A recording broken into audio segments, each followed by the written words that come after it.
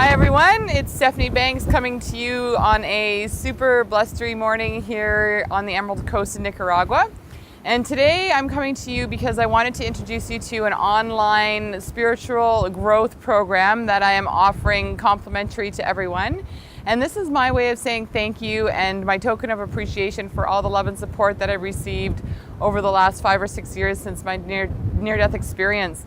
It's my belief that we are here on this earth to learn particular lessons in order to find the roots of who we are, to return to source creation and to align with our higher self, and our higher self being that part of us that is always in alignment with source creation, with God, whatever word you want to term it, but that piece of us that is bigger and more expanded and all-encompassing, not just our physical bodies here on earth. So one of the beautiful things that I've learned over the past few years is that we tend to overcomplicate things. So these principles that I'm going to share with you are really super simple in their concept, but where the work comes in is finding the diligence and the determination to decide if you actually want to make some changes in your life, and then to put forth a certain degree of effort to relinquish old belief systems that are holding you back and keeping you kind of in a stagnant position in life, and to then adopt new practices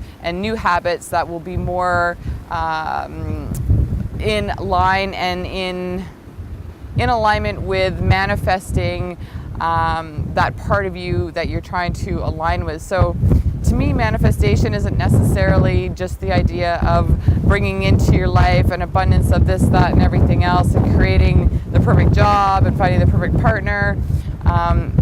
It's the idea of recognizing yourself in every situation, in every circumstance that you encounter. It's finding the truth about who you are, returning to authenticity and sincerity and compassion and love, and portraying that to the world around you. So I think what I'll do now is I'll go over the 12 principles with you, and then we'll talk a little bit more about the course and how it's going to be outlined and what my ideas are around how the course is going to unfold. So for today, I'm just simply going to outline them for you quickly without getting into a whole lot of detail. Number one, week number one, principle number one, expressing gratitude. We all know what this means. Are we doing it? Are we acknowledging our thanks, and are we giving thanks to the world around us on a daily basis? Number two, become aware of our thoughts. We've all heard this, your thoughts create your reality. This is not old news for most of us, and for some of us it's going to be the first time that we hear this concept. So in week two, I'll be talking about how to recognize your thoughts and how to change them to be more conducive to a more purposeful life. Week number three, talk in the present tense. We get stuck in the trap of the past and in the future, and we forget the idea of mindfulness and living in the present tense, and then that translates into talking in the present tense. So if we're trying to manifest and we're trying to find purpose and compassion and live a life, a more conscious life, we need to be in the present moment. Week number four, stop apologizing for things that you're not responsible for. This seems a little bit silly and to a certain degree, especially being Canadians, but it's a super transformational tool, and when we learn to recognize it, we will catch ourselves more frequently than you think apologizing for things that we're not responsible for. So yes, of course, apologize for that which you feel you have some responsibility to take, but we can't apologize for things that are out of our control. We can only apologize for our reaction and our response to circumstances, not necessarily the circumstance itself. Week number five, distinguish the difference between the soul and the ego.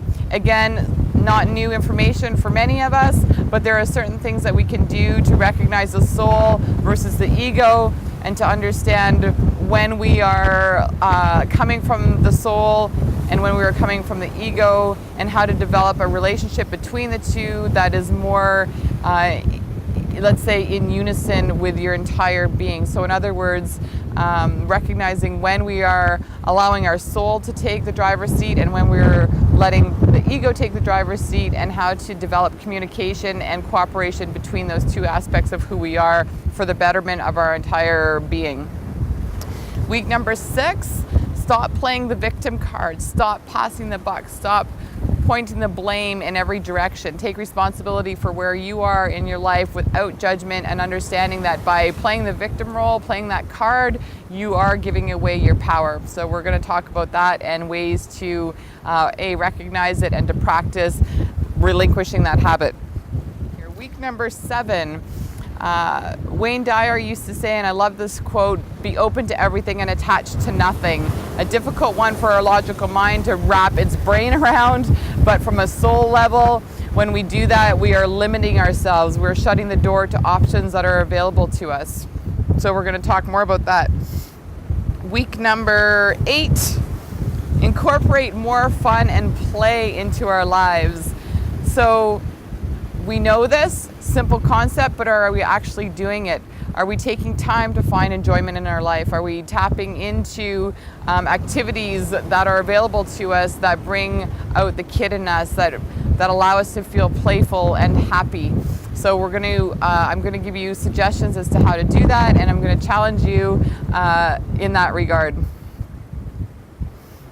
Week number 9, self-awareness. So this is interesting because really all of these principles are not possible to practice unless you are already practicing self-awareness. So I guess really this one should be at the top of the list, but here it is in the middle. From the non-physical, there is no idea of judgment, so none of these principles are better or worse than the other, but self-awareness is kind of the overarching theme of a spiritual growth.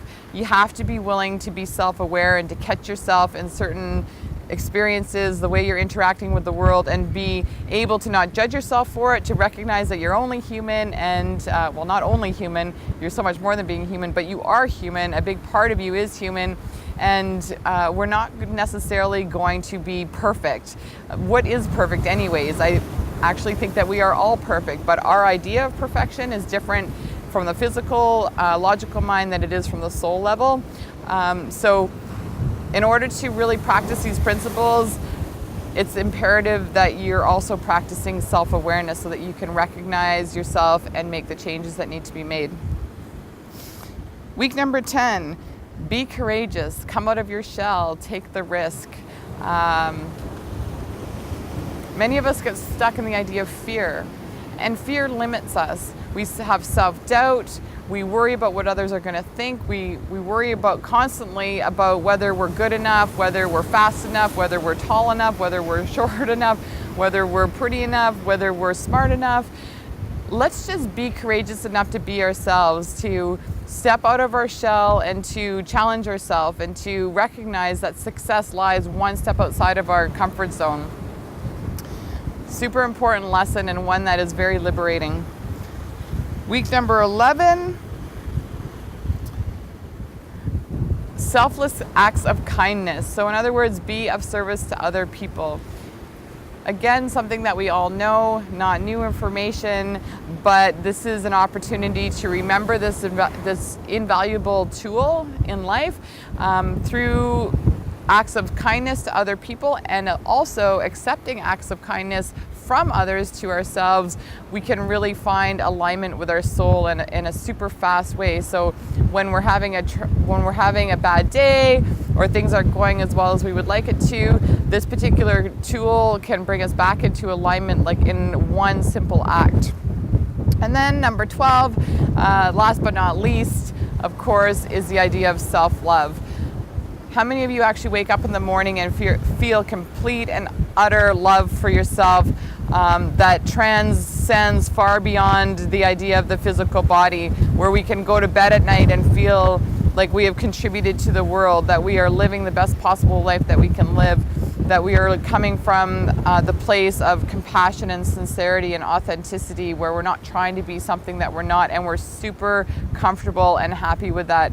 Unconditional love for ourselves will translate into receiving unconditional love from other people and giving it towards others as well. So those are the 12 principles, and basically how this is going to work is on February 14th. I decided to start this on Valentine's Day. What a better way to spend the day than to create an offering for you that hopefully will be super transformational in your own lives. And on February 14th, I'm going to upload the first video, which will be week number 1, principle number 1, which is on gratitude. It's going to be super short, maybe like 5, 6, 7 minutes max, the video itself. The time that you spend afterwards is entirely up to you. This is a practice. All of these things are a practice, so it's not a matter of just listening to the video. You're going to have to be diligent in your practice if you want to see the changes and the results. Then for 7 days after I upload the first principle, the idea is to practice that particular lesson. Week number 2, you'll be listening to that video, and then for the next 7 days practicing week 1 and week 2, and so on right down the line until we get to number 12, at which point you would have put 3 months into your spiritual growth and your self-awareness. I'm really hoping that this course is interactive and that you feel safe and secure enough to leave comments, to ask questions, to tell your story, to let us know what your progress is or lack thereof through comments on our website, stephanie-banks.com, and also on Facebook. The course is going to be available through my website on the Awaken with Stephanie Banks page. So let's have fun with this. Let's not be critical of ourselves. Let's just decide that we want more out of our lives and we're seeking for something deeper. If you're on this journey, then I encourage you to partake in this course. I'm going to be doing it with you. Although I know all the principles, it doesn't necessarily mean that I practice them all the time. So thank you everyone once again for being who you are and for loving yourself enough to think about taking this course. And until then, adios amigos from the beautiful coast of Nicaragua.